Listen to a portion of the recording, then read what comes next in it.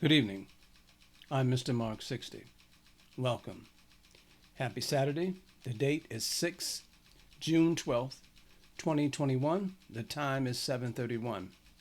We continue with our series, Racism, White Supremacy, what it is, how it works. And we recall that if you do not understand racism, white supremacy, what it is, and how it works, everything you think you understand will only confuse you when it comes to this issue. We continue with our series with this video entitled Racism, a Basic Perspective. And we read from Mr. Neely Fuller's code system concept so that you might get a better, clearer understanding of where this great writer is coming from and how he conceptualizes the problem. He starts off by saying racism, a basic perspective. He says, the matter sometimes referred to as the race problem is the basic initial unfinished business among the people of the known universe. Therefore, it is not possible to effectively speak and or act to eliminate any major problems that involves people without first eliminating the problem of racism. In every area of human activity, that includes economics, education, entertainment, labor, law, politics, religion, sex, and war. And I will also add number 10, health. In order to do this, it is necessary for victims of racism, that is to say non-white people, in effective numbers to know and understand and who the races are, how they function, and for what ultimate purpose.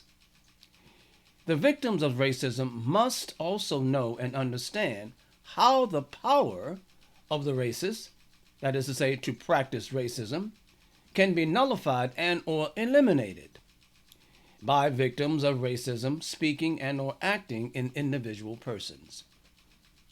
Racism. Some initial questions. Some of you might ask, why the subject of race? Why are we talking about this? What makes racism so important as a problem? Are there not other problems among the people of the world that are much greater? Good question. Some might ask, well, what about the problems of unemployment, housing, food shortages, healthcare, robbery, and laziness? What about tribalism and sexism? What about the confusion that exists in the area of religion? What about capitalism and communism?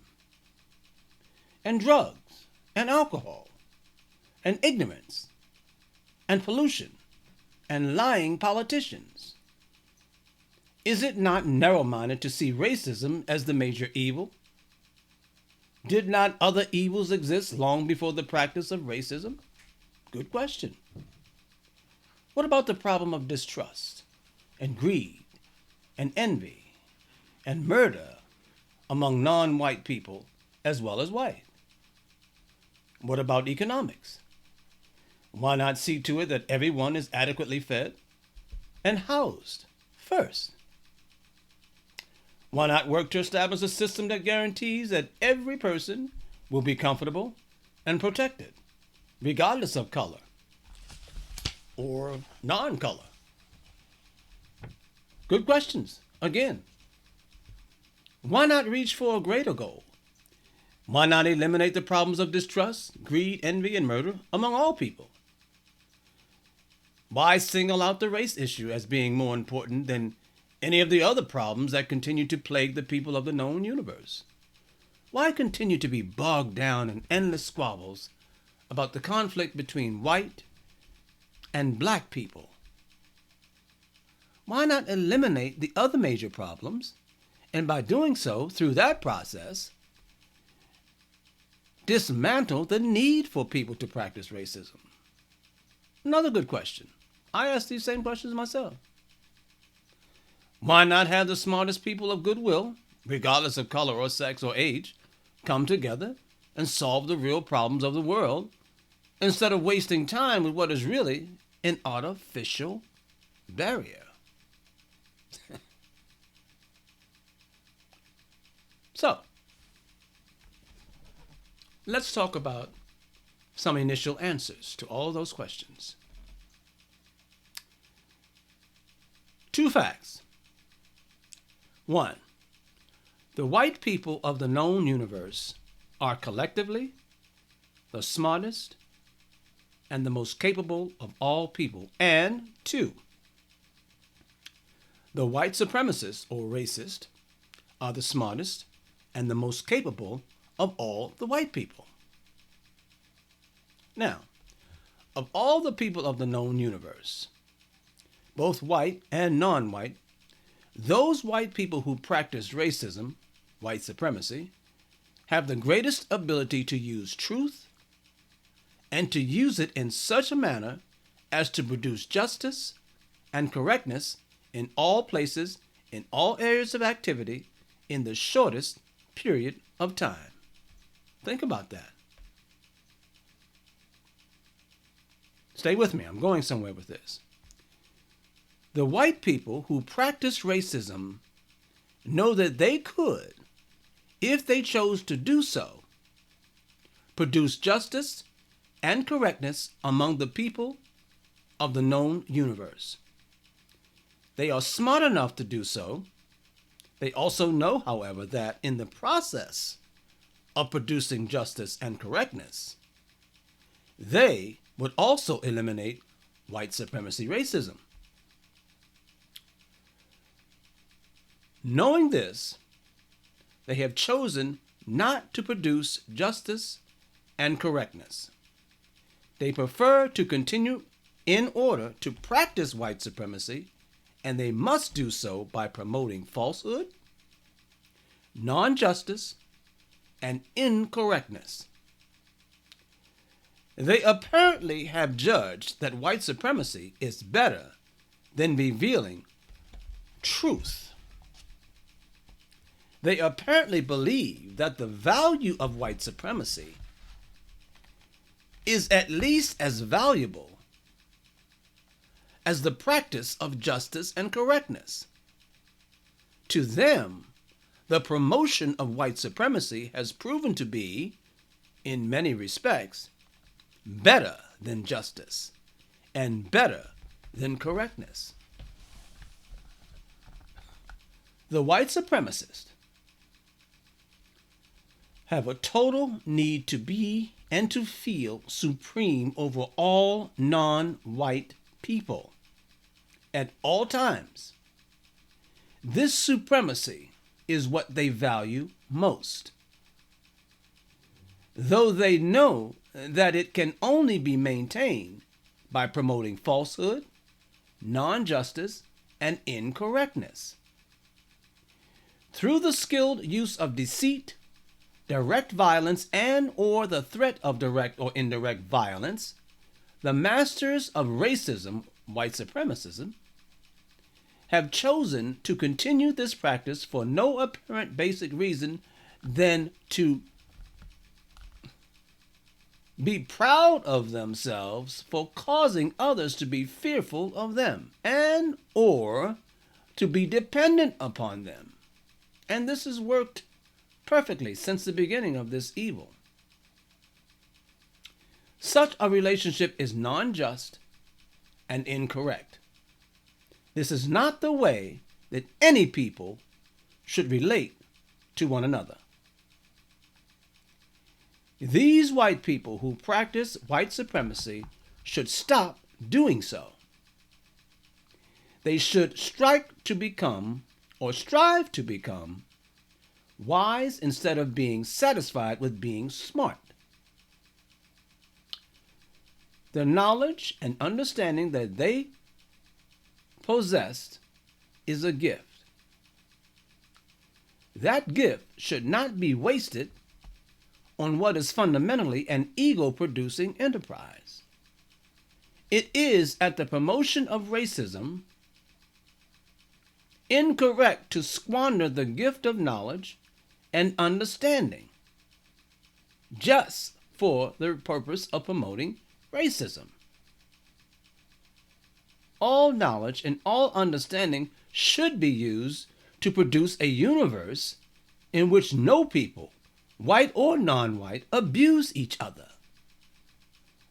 The basic duty of each and every person in the known universe is to find truth and to use truth in such manner as to produce justice and correctness at all times, in all places, in all areas of activity. In practice, there is no other way for any person in the known universe to justify his or her existence. Very well put.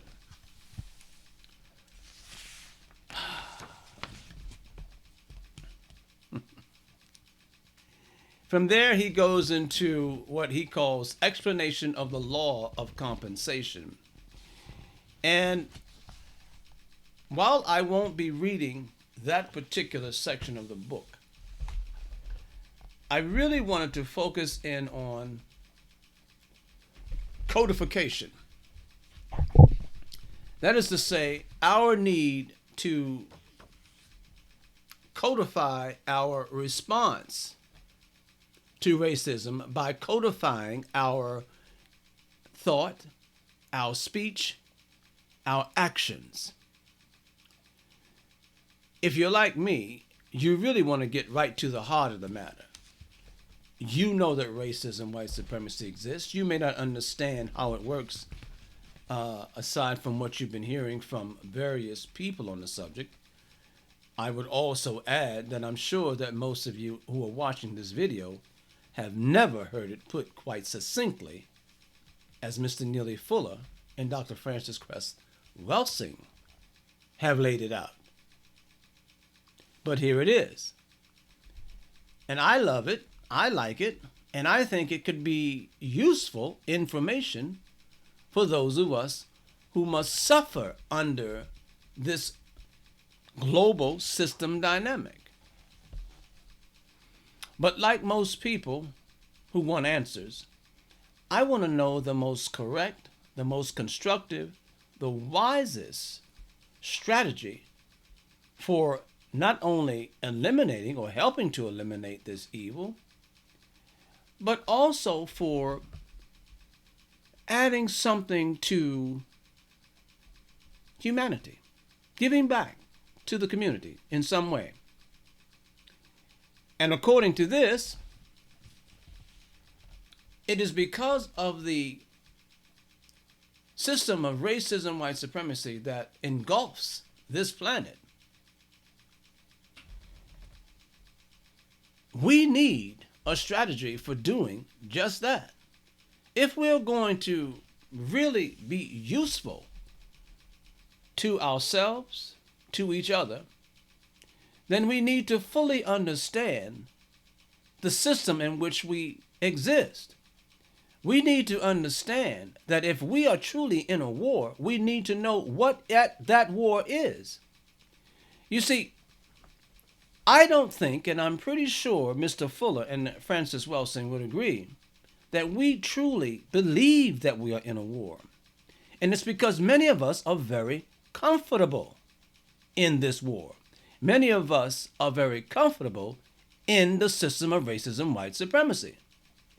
Many of us, knowingly, consciously or unconsciously, cooperate with the system of racism, white supremacy, and do not really wish to rock the boat. As crazy as that would sound, it is because there is an illusion of comfort that we think that all is well. Basically, that all we need to do is continue to petition our government for equal rights, equal justice under the law, social equality, social justice. That's why today the talk of the town is social justice, critical race theory, staying woke. Folks, we're not woke. we're dancing around the edge of wokeness. Why? Because as I said before, our attention is being purposely diverted everywhere else but on this structure. Everywhere else but on this social dynamic. We fail to understand because we are kept from understanding by virtue of the system's design to see exactly what's in front of us. We're looking right at it. But we tend to fight the systems, or rather the symptoms. I'm sorry. When you talk about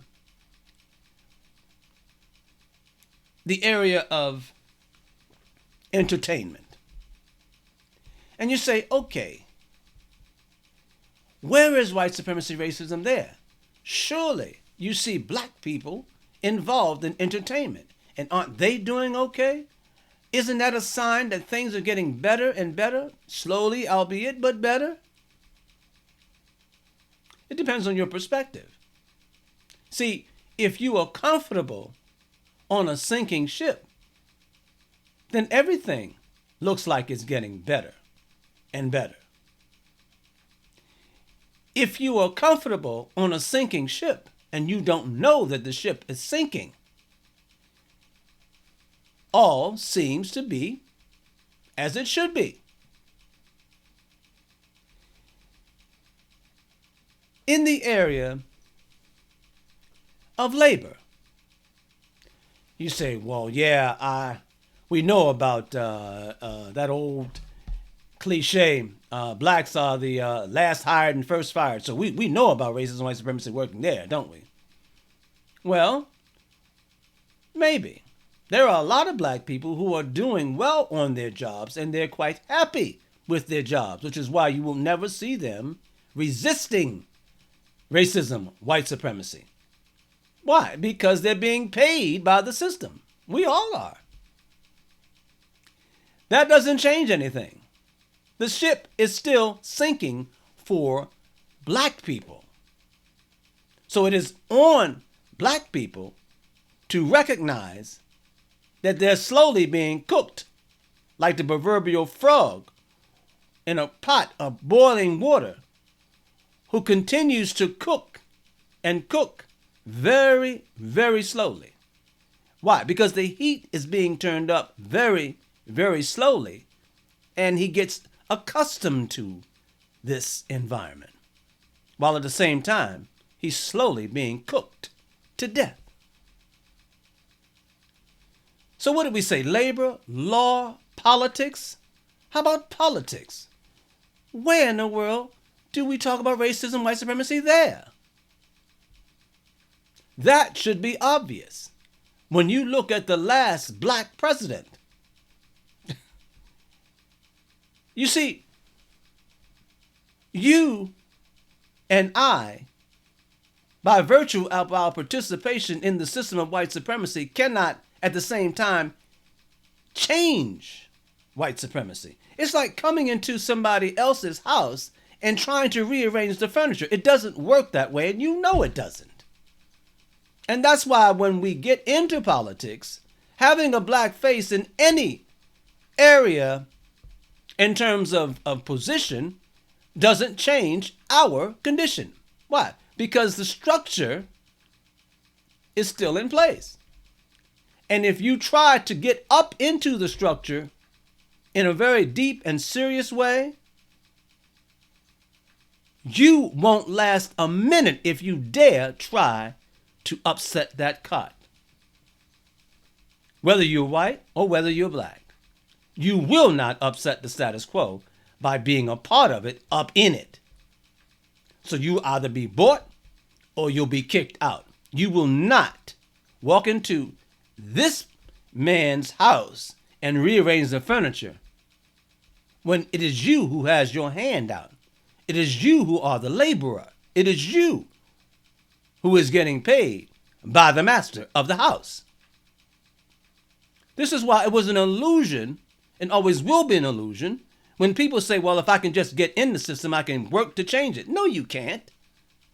It will change you, or you won't be there. We must get sophisticated in the area of politics. And we must understand the system of racism, white supremacy exists for itself, by itself, at the expense of all others. This is the reason that no matter what area we're talking about, labor, law, politics, education, entertainment, religion, war, health,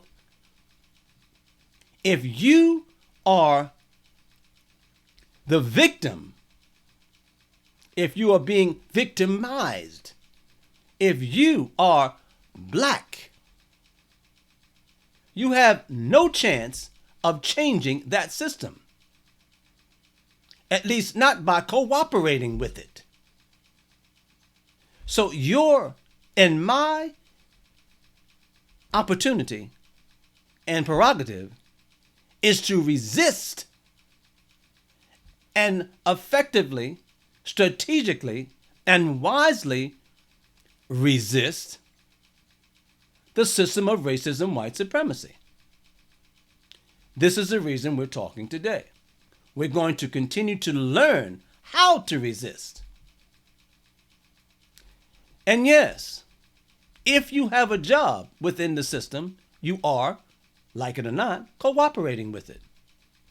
But no one has to know that individually you are always learning how to codify yourself, your speech, your thought, your actions, so that at the very least, the system no longer has you blind and a slave to it. You now make that system, in your efforts to eliminate it, work for you as an individual. This book is designed to be used by the victims of racism, white supremacy as they see fit. This is not a book that will say, as an individual, you're going to get rid or eliminate this social worldwide dynamic. The book is designed to help individuals codify their thought, speech, and actions so that they are always operating correctly, smartly, wisely, so that the effects of this social world dynamic in all areas of human activity will be minimized, mitigated, and at the same time, slowly eliminating its effect on you as an individual. When enough black people get codified, or rather, let's put it this way, when enough black people get on code, because Neely Fuller reminds us, you got to get a code in the system of racism, white supremacy. You cannot float through this system as if there's nothing coming at you to your detriment.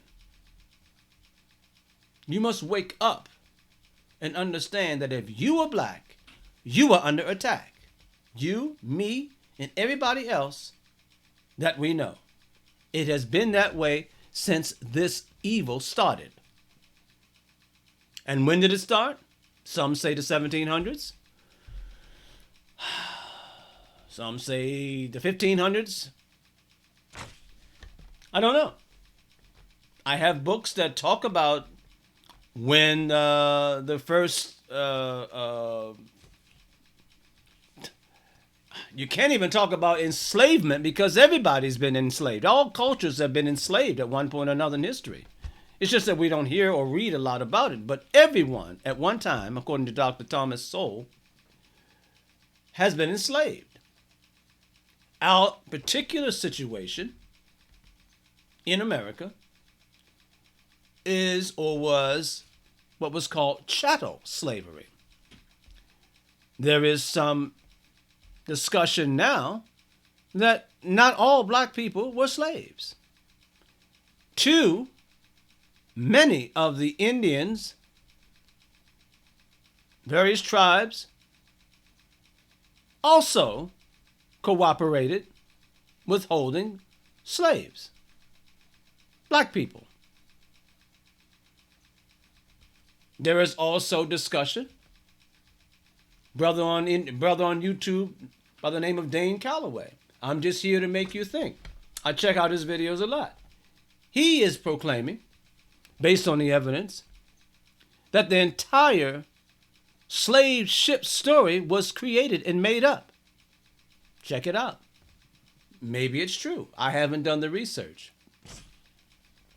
The question becomes now, well, if that's true, then most of the blacks that are here were born here, and they have no African ancestry.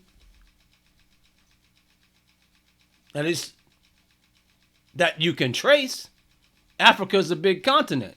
The question becomes, what country in Africa are you from? You don't just say, I'm from Africa. You say, my ancestors are from this country, or that country. That's the correct way if you want to trace your lineage. You must identify the country and the culture. The cultures are not all the same. The question becomes now, what does it mean to be African? What does it mean to be black, for that matter? There'll be time for that in another video. What I want to get to here, and we've been going for about 25 minutes now, is how we get codified. And we start with the first area of activity that demonstrates racism, white supremacy, what it is, how it works, and how it is effective in the area of economics. So what we'll do is we'll start with economics, racism, white supremacy, how it works, what it is in the area of economics. In my next video, it'll be part 3 or 2. I'm Mr. Mark 60.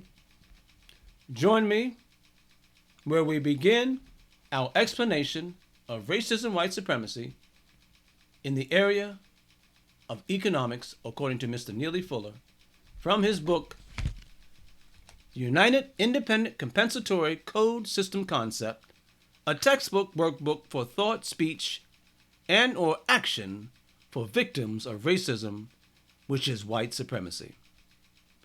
Join me in the next video. Subscribe. Don't forget to hit the like button. And I'll see you in part 2 or 3. Whichever one that is. I'll give it a number. Take care. Peace.